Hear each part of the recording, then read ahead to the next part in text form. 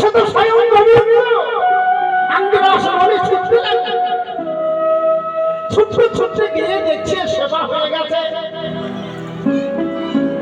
আর কিছু নাই। পত্নীরা সবাই ফিরে আসে,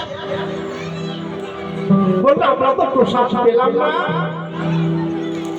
তখন বললো দাও তোমাদের থালা যা আছে এটুকাটা তাই চাটনি লাগে। কিন্তু প্রথম কি ভেবেছিল যে একটা গরু চড়ানো রাখা, কি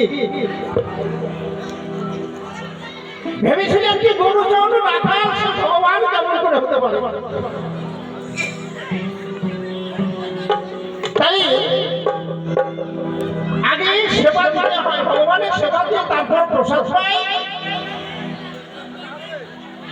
তাহলে সেই চালগুলো নিয়ে গিয়ে আগে শুধু